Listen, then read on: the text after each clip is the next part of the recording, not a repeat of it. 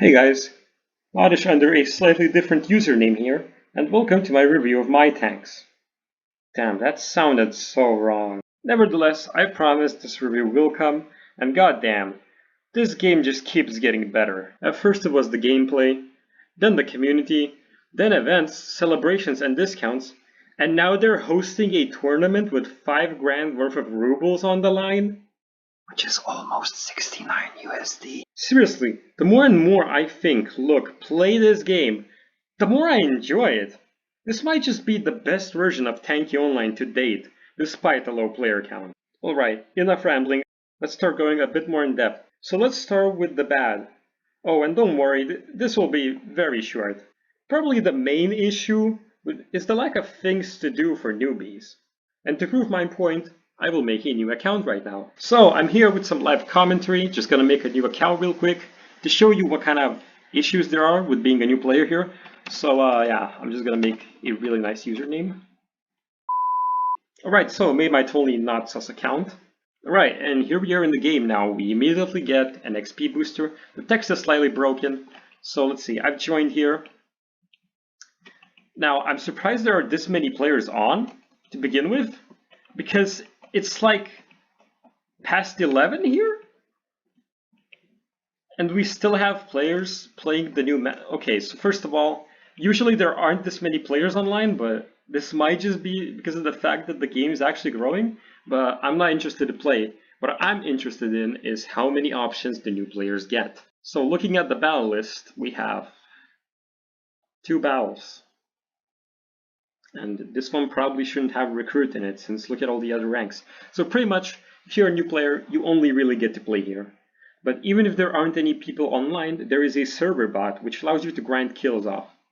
And you can just basically slowly level up with that until you reach a rank where you can play with other people. And damn, dude, there's so many battles! It's just like, how many people are on? It's past 11 here. Looking into the garage, it doesn't really get any better for new players either. All I can buy is experience, or I see that if I rank up once, and scrolling any further.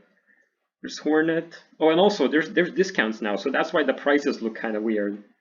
But there's Hornet, Twins, Firebird. Yeah, I mean there is some variety, but you have to reach a decent rank to be able to even get like a hull that has some sort of beefiness to it. And these aren't even that beefy.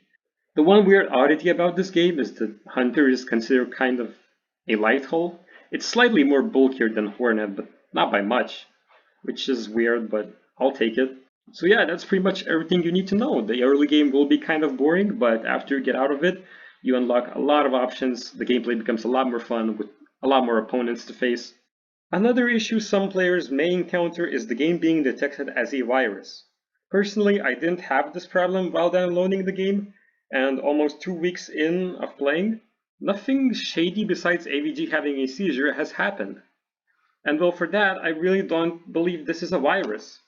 Hell, I've had AVG tell me that my legal disc copy of GTA San Andreas is a virus before, so I'm pretty sure we should all be fine. And really, even the original TO has kind of struggled with this recently. They mentioned that in their vlog. The last issue is mediocre balance. Now, balancing and economy is advertised as one of the main selling points of the game. But in my opinion, M3 Viking kinda dominates every other hull, so there's that. I mean, it's just objectively the best balance between speed and hit points, if you can afford that, of course. And that's it. I shit you not, that's all the bad I have to say about the game. And now on the other side of the coin, we have the fast-paced gameplay, a growing community, both in-game and in their Discord, for both Russian and English speakers alike. The game itself is fast-paced, has all the turrets up to the Generation 2 turrets, that's excluding Shaft, whether that's a good or a bad thing, and all the hulls.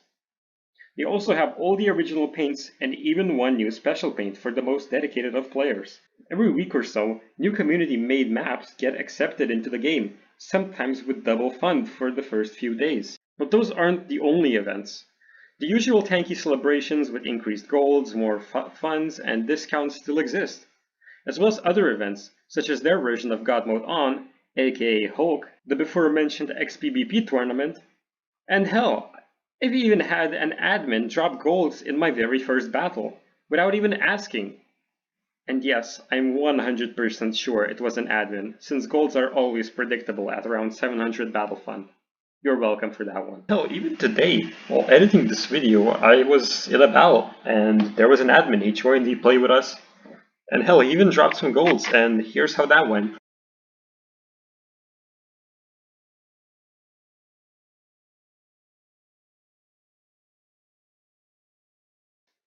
Now, I won't guarantee that this will happen to you as soon as you start, but believe me, mods are all over this game.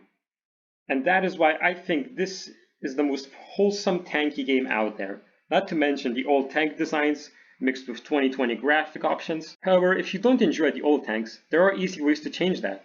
And because of that, it probably is very easy to also make your own custom tank design. Seriously, the more I look at this game, the more I seem to love everything about it. Definitely consider giving it a try. See you on the battlefield.